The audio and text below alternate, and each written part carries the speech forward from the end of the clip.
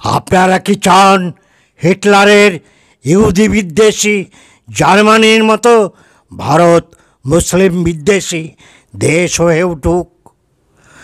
ধর্মীয় তামাশায় আচ্ছন্ন হোক আমাদের বিবেক, মূল্যবোধ, চেতনা, আর একটা জেনোসাইড বা গণহত্যা শুরু হোক? প্রতিবেশীর রক্তে আমাদের হাত রক্তাক্ত হোক? জানতে হলে ভিডিওটা শেষ পর্যন্ত দেখুন। ভালো লাগলে লাইক, শেয়ার, কমেন্ট করুন।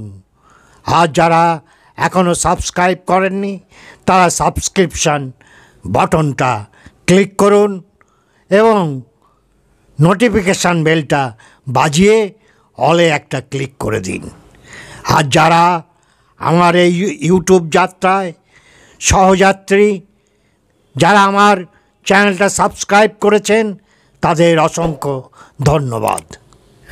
আজকের এই ভিডিও যখন পাবলিশ হবে তখন ভারতবর্ষের পার্লামেন্টের নির্বাচনের শেষ দফা শেষ হয়ে যাবে। অতএব এই ভিডিও কাউকে কোনোভাবে প্রভাবিত করতে পারবে না। তবে আমার মনে হয় আবার একবার মোদি সরকার, এখন মোদিজি ধ্যানে বসেছেন, এটাই ঘটনা। আমার হঠাৎ ছোটবেলায় পড়া ইংরাজি গল্প ডক্টর জ্যাকেল অ্যান্ড হাইডের কথা মনে পড়ছে। একই মানুষের ভিতর দুটো অপোজিট এন্টিটি, সম্পূর্ণ আলাদা। ডক্টর জ্যাকেল একজন দয়ালু ভালো মানুষ, আর হাইড সেই একই মানুষ, কখনো হয়ে যায় হিংস্র শয়তান। মানে opposite emotion in same entity, একই মানুষের দুটো অপোজিট চরিত্র।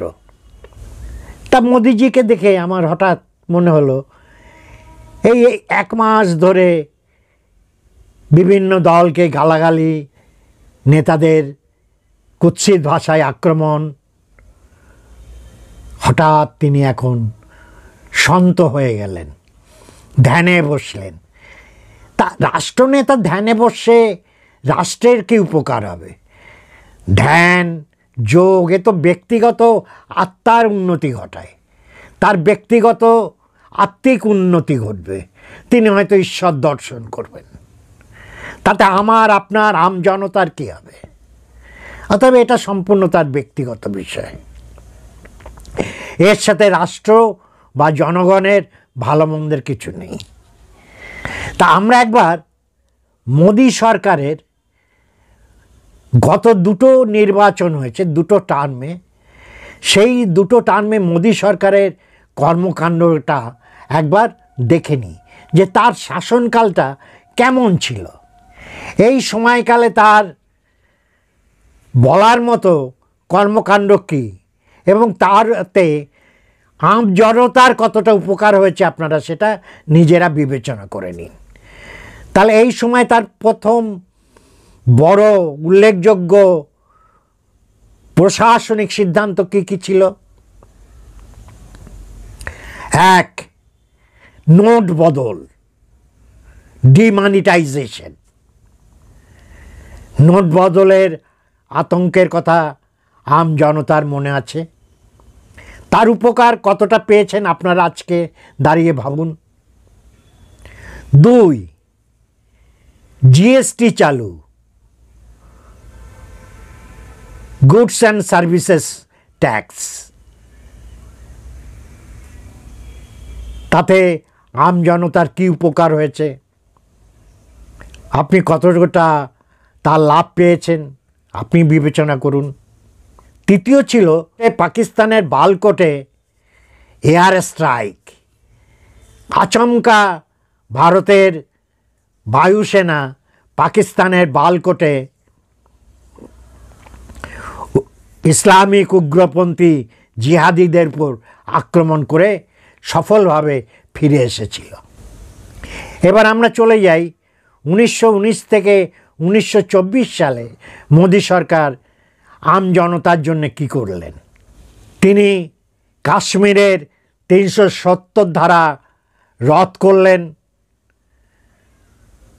এক উল্লেখযোগ্য প্রশাসনিক সিদ্ধান্ত। অযোধ্যায় রাম মন্দির প্রতিষ্ঠা হলো, রামলালার প্রাণ প্রতিষ্ঠা হলো, হিন্দুদের জাগরণ ঘটল। আপনি কৃষক শ্রমিক তাতে কতটা উপকৃত হলেন আপনারাই বিবেচনা করুন। তৃতীয়, সিএ চালু করলেন, ইমপ্লিমেন্ট করা শুরু হয়েছে। তাতে কি বিরাট কিছু পরিবর্তন আসবে আপনার আমার অর্থনৈতিক সামাজিক জীবনে? চতুর্থ, 3 তালাক রদ করা হলো। মুসলিম মহিলাদের 3 তালাক যে বিবাহ বিচ্ছেদের ধারা ছিল, ইসলামিক ধারা, সেটাকে বাতিল করা হলো। পঞ্চম হচ্ছে চাঁদে আমাদের রকেটের সফল অবতরণ। চন্দ্রযান-3 চাঁদের দক্ষিণ মেরুতে সফলভাবে অবতরণ করে। এটা একটা বিজ্ঞানের বিশাল সাফল্য। তাতে বস্তিবাসী, শ্রমিক, কৃষক তাদের বিরাট কিছু এখনই উপকার হলো কি? তা আমরা এই দ্বিতীয় অধ্যায় দেখতে পাচ্ছি যে একটা ধর্মীয় মেরুকরণের রাজনীতি এই গত 5 বছরে ঘটেছে। যে কটি কথা বললাম যে দ্বিতীয় মোদী সরকারের জামানায় চন্দ্রযান সফল উৎক্ষেপণ ছাড়া বাকি কটি কিন্তু ধর্মীয় জাগরণের সাথে সম্পর্কিত এবং একটি সম্প্রদায়কে চিহ্নিত করে তাদের একটু টাইট দেওয়ার কল করা হয়েছে। হিন্দুরা উল্লসিত। এখানেই আমার একটা ভয় যে পৃথিবীর ইতিহাস, বিশ্ব ইতিহাস যারা পড়াশুনো করেন তারাও জানেন জার্মানিতে অ্যান্টিসেমিটিজম বা ইহুদি বিদ্বেষ দিয়েই হিটলারের জয়যাত্রা শুরু হয়েছিল এবং হিটলার জনগণকে বুঝিয়েছিলেন, জার্মানবাসীকে বুঝিয়েছিলেন যে ইহুদিরাই সমস্ত ব্যবসা বাণিজ্য সব জায়গায় তারাই কবজা করে আছে, এদের সরিয়ে দাও, তাহলেই জার্মানের যে আর্য জাতি এরিয়ান এদের উত্থান ঘটবে। এবং একের পর এক ইহুদি বিদ্বেষী আইন এনে ইহুদিদের আস্তে আস্তে সমাজ থেকে সরিয়ে দেওয়া হলো। তারপরে সেই হলোকাস্টের কথা তো জানেন, যেখানে 60 লক্ষ ইহুদিকে হত্যা করা হয়েছিল এবং এইভাবে জার্মানির সর্বময় কর্তা হয়ে উঠেছিলেন এবং জার্মানবাসীর কাছে চোখের মণি হয়ে উঠেছিলেন হিটলার। কিন্তু ইতিহাস তাকে ক্ষমা করেনি। তা আজকে আমি জানি না, আমি তুলনা টানছি না, তবে মোদী সরকারের যে এজেন্ডা, সেই এজেন্ডা কি শুধুই মাত্র ধর্মভিত্তিক হতে যাচ্ছে? বরং যে সরকারকে আমরা উঠতে বসতে গালাগালি করি, যে জামানাকে আমরা ঘৃণা করি আজকে, সেই জামানার কয়েকটা ঘটনা যদি বলি তাহলে কেমন লাগে শুনুন তো। এগুলো কি মানুষের উপকারে লেগেছিল? 100 দিনের কাজ, এই 100 দিনের কাজ কোন সরকার চালু করেছিল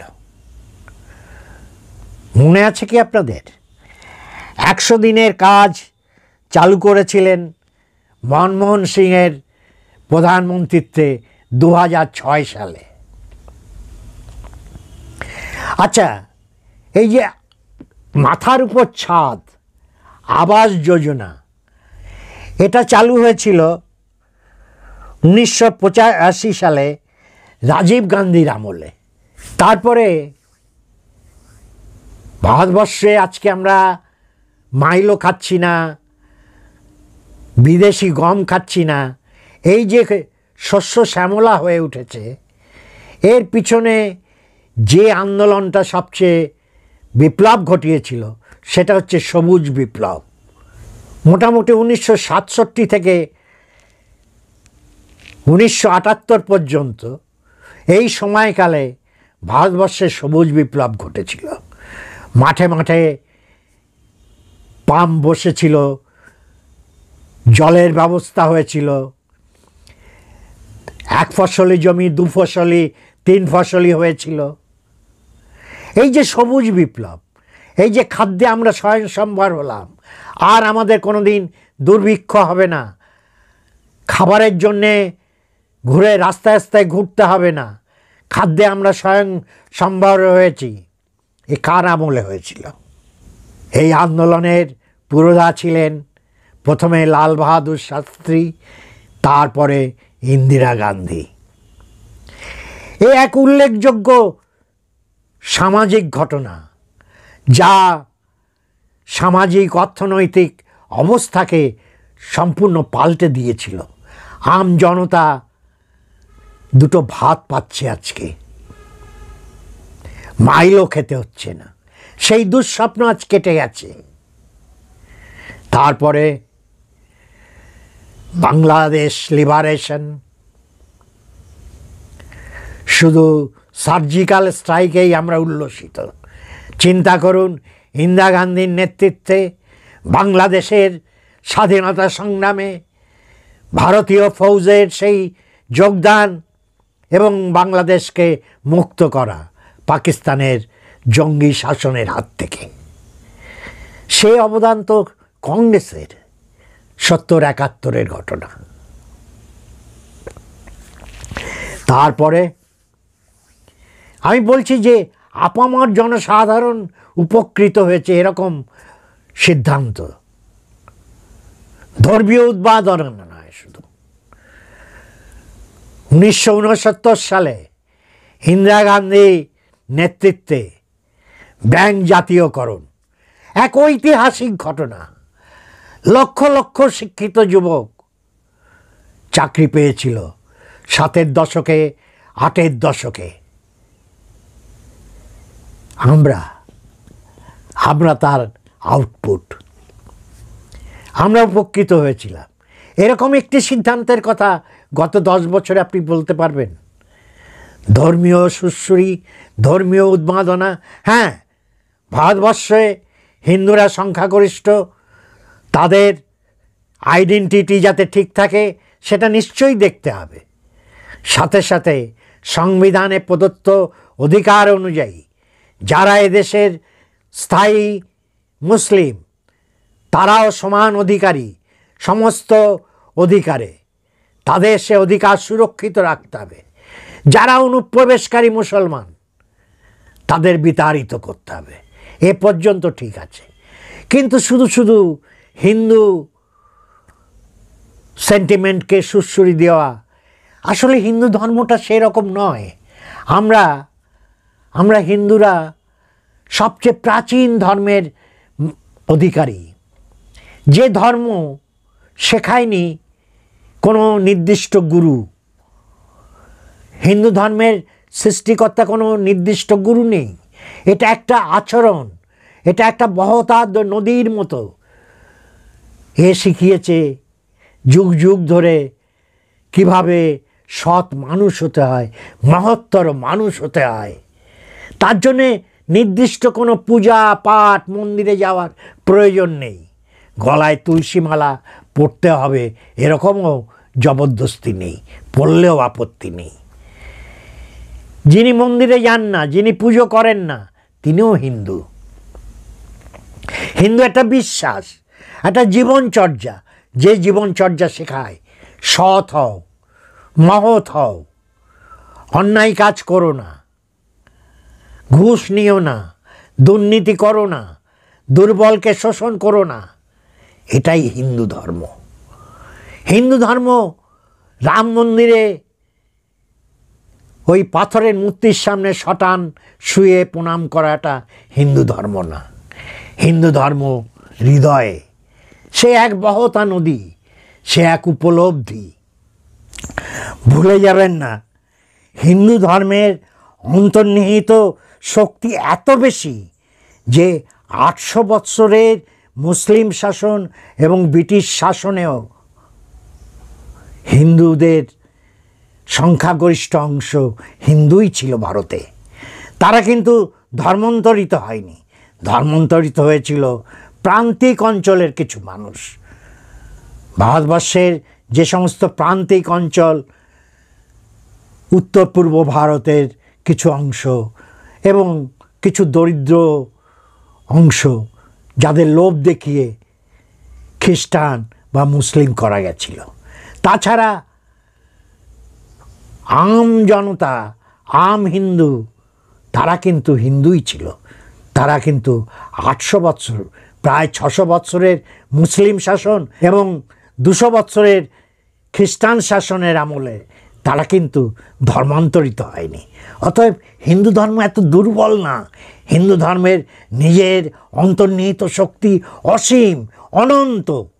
অতএব কারুর রাষ্ট্রীয় সহায়তা দরকার নেই তো সেই শক্তিকে বাঁচিয়ে রাখার জন্যে। সে নিজের শক্তিতেই নিজে বলীয়ান, সে ঠিক পথেই থাকবে। অতএব হিন্দুত্ব নিয়ে যদি এরকম বাড়াবাড়ি করতে থাকেন, তাহলে কি হিটলারের ভূত, হিটলারের আত্মা আবার ভারতবর্ষে জেগে উঠবে? এই আতঙ্ক সেই হিটলারের ইহুদি বিদ্বেষ থেকেই জন্ম হয়েছিল সেই ভয়াবহ দ্বিতীয় বিশ্বযুদ্ধের। আর আগামী দিন যদি এরকম মুসলিম বিদ্বেষী কোনো ধারণা নিয়ে আমরা একটা জাতিকে গড়তে চাই, তাহলে কি আর একটা মারাত্মক যুদ্ধের মুখোমুখি হব? আমরা মারাত্মক ক্ষতির মুখোমুখি হব। আমরা চাই সবুজ বিপ্লবের মতো, ব্যাংক জাতীয়করণের মতো সিদ্ধান্ত, যা আপামর জনসাধারণকে অর্থনৈতিক স্বাধীনতা দেবে, স্বাস্থ্যের স্বাধীনতা দেবে, ক্ষুধার স্বাধীনতা দেবে। আমরা তো এরকম একটা ভারত চাই। আমরা ধর্মীয় ভাবাবেগে উদ্বুদ্ধ একটি ভারত চাই না। আমরা চাই শিক্ষায় শিক্ষিত সকল মানুষ শিক্ষার সুযোগ পাক, সমস্ত মানুষ কর্মের স্বাধীনতা পাক, সমস্ত মানুষ চিকিৎসার স্বাধীনতা পাক, সমস্ত মানুষ খাদ্যের স্বাধীনতা পাক। আমরা সেই ভারতবর্ষ দেখতে চাই। আমরা ভাবছি সেই ভারতবর্ষ কবে আসবে। যে সরকারি আগামী দিন 4 তারিখের পরে আসুক, তাদের কাছে এটাই আমাদের এজেন্ডা থাকবে যে আমরা সর্বদিক থেকে স্বাধীন হতে চাই। ধর্মীয় স্বাধীনতাও যেমন চাই, সেরকম ক্ষুধার বিরুদ্ধে স্বাধীনতা, স্বাস্থ্যের অসুস্থতার বিরুদ্ধে স্বাধীনতা, শিক্ষার স্বাধীনতা। তবেই ভারত জগৎ সভায় শ্রেষ্ঠ আসন লবে। চাঁদে মানুষ পাঠিয়ে, চাঁদে রকেট পাঠিয়ে, বা 2027 সালে $5 ট্রিলিয়ন US ডলার অর্থনীতি করে আম জনতার কি খুব উপকার হবে? না শুধু সেটা আম্বানি, আদানি, গোয়েঙ্কা, টাটাদের উপকার হবে? 5 ট্রিলিয়ন নাকি ভারতের লক্ষ্য 2027 সালে $5 ট্রিলিয়ন US ডলারের অর্থনীতি, তৃতীয় অর্থনৈতিক দেশ হয়ে ওঠার লক্ষ্য। তাতে কি আম জনতার কিছু হবে? সবুজ বিপ্লবের মতো কিছু হবে কি? বস্তির মানুষ শিক্ষা পাবে কি? কলকারখানায় চাকরি হবে কি? যেমন অসংখ্য স্টিল কারখানা গড়ে উঠেছিল দুর্গাপুর, ভিলাই, রাউরকেল্লা, সেরকম কলকারখানা তৈরি হবে যেখানে হাজার হাজার লাখে লাখে লোকের কর্মসংস্থান হবে? না, আর্টিফিশিয়াল ইন্টেলিজেন্স এসে আরও মানুষের কর্মসংকোচন করে দেবে, মানুষ কাজ হারাবে, বেকার হয়ে যাবে। অতএব সরকারকে আরও প্রোঅ্যাক্টিভ হতে হবে। সাধারণ মানুষ, বস্তির মানুষ, গ্রামের মানুষের উন্নয়নের জন্যে তাদের আরও প্রোঅ্যাক্টিভ হতে হবে। শুধু ধর্মের উস্কানি দিয়ে ভোট পাওয়া যেতে পারে, মানুষের কল্যাণ সম্ভব না। আপনি মানুষকে সাময়িকভাবে তাকে ধর্মীয় আফিম খাইয়ে তাকে বুঁদ করে রাখতে পারেন, কিন্তু চিরকাল পারবেন না। অতএব 4 তারিখে যারাই সরকারে আসুন, তারা আমার এই বক্তব্যটা একটু মন দিয়ে শুনবেন, একটু ভাববেন। থ্যাংক ইউ, সবাই ভালো থাকুন।